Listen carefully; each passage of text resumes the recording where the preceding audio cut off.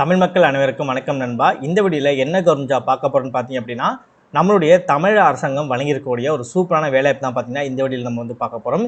இந்த ஜாப்க்கான கல்வி தகுதியை பொறுத்த வரைக்கும் வெறும் நீங்கள் 10ஆம் வகுப்பு நீங்கள் பாஸ் பண்ணலேருந்து எனி டிகிரி எதாக இருந்தாலும் சரி, நீங்கள் 10th 11th 12th எது படிச்சினாலுமே சரி, ஜஸ்ட் நீங்கள் 10th ஸ்டாண்டர்ட் நீங்கள் பாஸ் பண்ணலேருந்து எனி டிகிரி நீங்கள் எது முடித்தாலும் சரி, உங்களுக்கான சூப்பரான வேலைவாய்ப்பு தான் பார்த்தீங்கன்னா இந்த வீடியோவில் நம்ம வந்து பார்க்க போகிறோம்.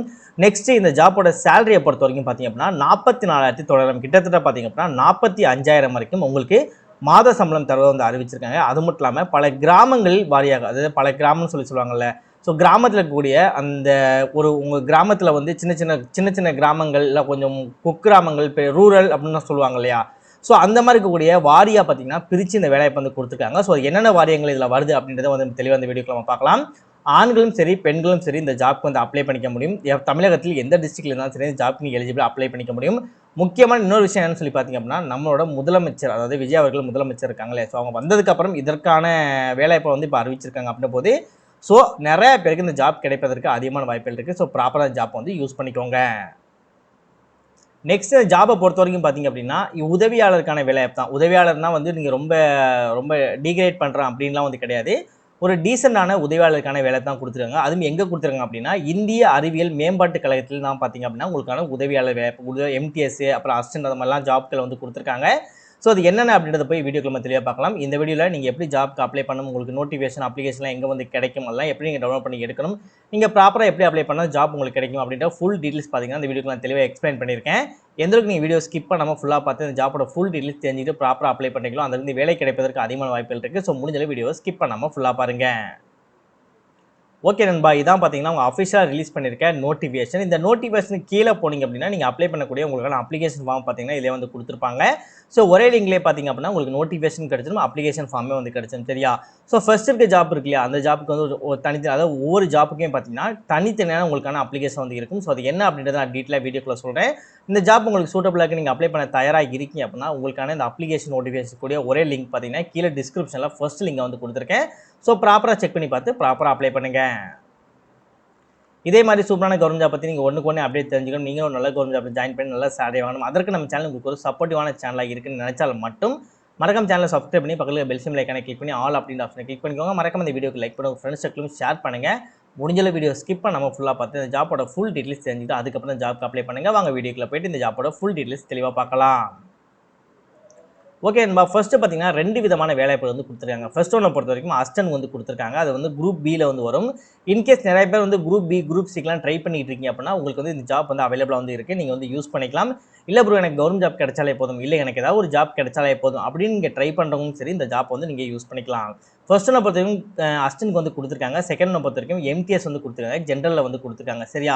ஸோ இந்த ஜாப்போட குவாலிஃபிகேஷனை பொறுத்த வரைக்கும் பார்த்தீங்க அப்படின்னா நீங்கள் அசிஸ்டன்ட்க்கு நீங்கள் அப்ளை பண்ண போகிறீங்க அப்படின்னா வெறும் நீங்கள் பேச்சுலர் டிகிரி முடிச்சினாலே போதும் உங்களால் அப்ளை பண்ணிக்க முடியும். சேம் டைம் 5 இயர்ஸ் எக்ஸ்பீரியன்ஸோட இருக்கீங்க அப்படின்னா தாராளமாக வந்து ஜாப்க்கு நீங்கள் அப்ளை பண்ணிக்கலாம். சேலரியை பொறுத்த வரைக்கும் 45,000 கிட்டத்தட்ட 44,900 கிட்டத்தட்ட 45,000 வரைக்கும் உங்களுக்கு மாத சம்பளம் தருவதை வந்து அறிவிச்சிருக்காங்க.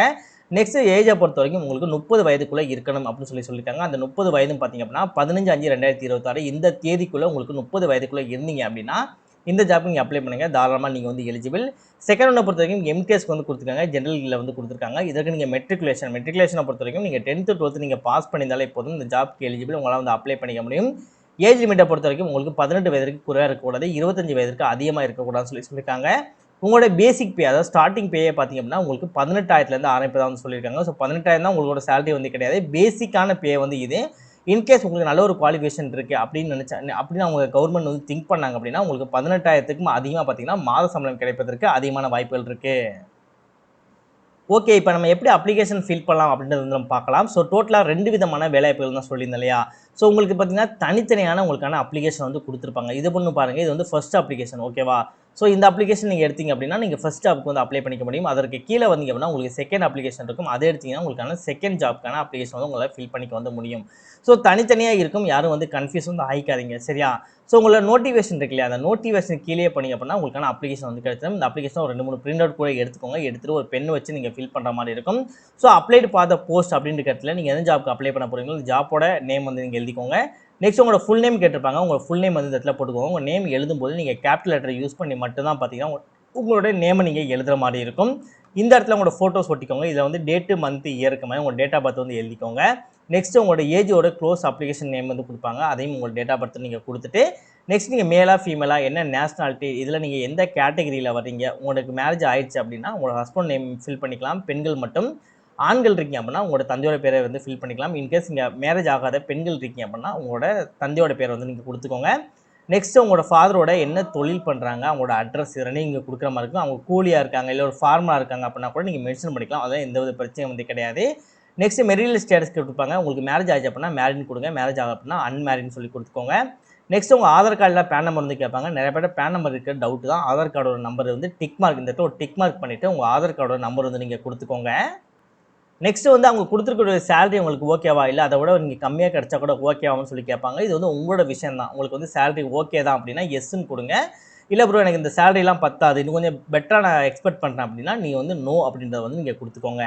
நெக்ஸ்ட் உங்களோட பெர்மனன்ட் அட்ரஸை கொடுத்துட்டு பின்கோடோட சேர்த்து கொடுக்குற மாதிரி இருக்கும். நெக்ஸ்ட் உங்களோட கரஸ்பாண்டிங் அட்ரஸும் கொடுத்துட்டு பின்கோடோட கொடுத்துட்டு உங்களோட மொபைல் நம்பர், இமெயில் ஐடி வந்து நீங்கள் கொடுத்துட்டு நெக்ஸ்ட் உங்களோட 10th 12th எஜுகேஷன் குவாலிஃபிகேஷன் கேட்பாங்க. அதையும் நீங்கள் ஃபில் பண்ணிவிட்டு நெக்ஸ்ட் உங்களுக்கு நெக்ஸ்ட் அந்த ஃபார்ம் வந்து அதாவது செகண்ட் ஃபார்ம் வந்து வந்துடும். ஓகேவா? ஸோ ஃபர்ஸ்ட் டைம் வந்து இதோட முடிஞ்சிடும். நெக்ஸ்ட் செகண்ட் ஃபார்ம் வரும். அதையும் வந்து இதே மாதிரி டீட்டெயில்ஸ் எல்லாம் நீங்கள் ப்ராப்பராக நீங்கள் கொடுத்துட்டு நெக்ஸ்ட் இல்லை ஐ டிக்ளேர்னு சொல்லிட்டு இல்லை உங்கள் நேம் கொடுத்துட்டு எந்த டேட்டில் அப்ளை பண்ண போகிறீங்களோ அதோட டேட்டு, எந்த பிளேஸ்லேருந்து அப்ளை பண்ண போகிறீங்களோ அந்த பிளேஸை கொடுத்துட்டு இந்த இடத்துல உங்களோட சிக்னேச்சர் வந்து போட்டுக்கோங்க. அவ்வளோதான் சிம்பிளாக. இப்போ நம்ம அப்ளிகேஷன் நம்ம ஃபில் பண்ணி முடிச்சாச்சு. இந்த அப்ளிகேஷனை எந்த அட்ரஸ்க்கு அனுப்பி சொல்லி பார்த்தீங்க அப்படின்னா உங்களோட நோட்டிஃபிகேஷன் ஓப்பன் பண்ணிங்க அப்படின்னா உங்களோட நோட்டிஃபிகேஷனில் வந்து இதற்கான அட்ரஸ் வந்து கொடுத்துருப்பாங்க. அந்த அட்ரஸ் தான் பார்த்தீங்க அப்படின்னா நீங்கள் போஸ்ட் மூலமாக நீங்கள் அப்ளை பண்ணுற மாதிரி இருக்கும். ஸோ அட்ரஸை பொறுத்த வரைக்கும் உங்களோட நோட்டிஃபிகேஷனில் 5th பேஜ் வந்தீங்க அப்படின்னா இந்த இடத்துல ஒரு அட்ரஸ் வந்து கொடுத்துருப்பாங்க. 5th பேஜில் இந்த கொடுத்துருக்காங்க இல்லையா? ஸோ இந்த அட்ரஸ் தான் பார்த்தீங்க அப்படின்னா நீங்கள் போஸ்ட் மூலமாக நீங்கள் அப்ளை பண்ணுற மாதிரி இருக்கும். நெக்ஸ்ட் நீங்கள் அப்ளை பண்ணும்போது உங்கள் போஸ்ட்டோட கவருக்கு மேலே பார்த்தீங்கன்னா application for the post of அப்படின்னு சொல்லிட்டு அந்த இடத்துல 2 விதமான வேலைவாய்ப்புகள் கொடுத்தாங்களே. ஸோ அந்த வேலைவாய்ப்பில் எந்த வேலைவாய்ப்புக்கு நீங்கள் அப்ளை பண்ண போகிறீங்களோ அதோட டைட்டில் இருக்கு இல்லையா? ஸோ அதை வந்து இங்கே application for the post of அப்படின்னு சொல்லி எழுதிட்டு ஸோ நெக்ஸ்ட் நீங்கள் அசிஸ்டன்ட்க்கு அப்ளை பண்ண போகிறீங்களா, எதுக்கு அப்ளை பண்ண போகிறீங்களா அப்படின்ற நேம் வந்து இந்த இடத்துல கொடுத்துருப்பாங்களே. ஸோ அந்த நேம் வந்து நீங்கள் ஃபைனலாக நீங்கள் போடுற மாதிரி இருக்கும். உங்களுக்கு தெளிவாக புரிஞ்சிருக்கும்னு நினைக்கிறேன். ஸோ அதை ஃபாலோ பண்ணி நீங்கள் வந்து அப்ளை பண்ணுங்கள். நெக்ஸ்ட் செலெக்ஷன் ப்ராசஸை பொறுத்த வரைக்கும் உங்களுக்கு வந்து லெவல் 11 வரைக்கும் பார்த்தீங்க அப்படின்னா உங்களுக்கு வந்து டெஸ்ட் வந்து இருக்கும். நீங்கள் ஃபஸ்ட்டு போஸ்டிங் அப்ளை பண்ண போகிறீங்க அப்படின்னா உங்களுக்கு ரிட்டன் டெஸ்ட் இருக்கும், ஸ்கில் டெஸ்ட் இருக்கும், டோட்டலாக 100 மார்க்ஸ் வந்து இருக்கும். செகண்ட் போஸ்டிங் அப்ளை பண்ண போகிறீங்க அப்படின்னா உங்களுக்கு கம்ப்யூட்டர் பேஸ்ட் டெஸ்ட் வந்து இருக்கும். அது உங்களோட 10th ஸ்டாண்டர்ட் படிச்சிங்க இல்லையா, அது ரிலேட்டடாக உங்களுக்கு கொஸ்டின்ஸ் இருக்கும். டோட்டலாக 15 மார்க் வரைக்கும் இது பண்ணுற மாதிரி இருக்கும். நெக்ஸ்ட் ரீசனிங், ஜெனரல் அவேர்னஸ்னு சொல்லிட்டு ஓவராலாக பார்த்தீங்க அப்படின்னா உங்களுக்கு 85 மார்க் வரைக்கும் பார்த்தீங்க அப்படின்னா இது ரிலேட்டாக உங்களுக்கு வந்து கொஸ்டின்ஸ் தான் இருக்கும். அதை நீங்கள் கன்வெர்ட் பண்ணுற மாதிரி இருக்கும். ஸோ ஆல்மோஸ்ட் எல்லா டீஸும் உங்களுக்கு சொல்லிப்பேன்னு நினைக்கிறேன். இன்கேஸ் எதுவும் உங்களுக்கு புரியல அப்படின்னா ப்ராப்பராக கமெண்ட் செக்ஷனில் கமெண்ட் பண்ணுங்கள். உங்களுக்கு என்ன தெரியல அப்படின்றத நான் கிளியராக தெரிஞ்சுக்கிட்டு உங்களுக்கு ரிப்ளை பண்ணுறதுக்கு ஈஸியாக இருக்கும். ஸோ தயவு செஞ்சு ஜாப்க்கு வந்து அப்ளை பண்ணுங்கள். ஆல்மோஸ்ட் எல்லா டீஸும் தெளிவாக சொல்லியிருப்பேன். நீங்களும் ஒன் டைம் நோட்டிஃபிகேஷனாக செக் பண்ணி பார்த்துட்டு உங்களுக்கு ஓகேவா இருக்குது அப்படின்னா தயவு செஞ்சு அப்ளை பண்ணுங்கள். அப்படி இல்லாத பட்சத்தில் உங்கள் ஃப்ரெண்ட்ஸ் சர்க்கிளுக்கு இந்த வீடியோ வந்து ஷேர் பண்ணுங்கள்.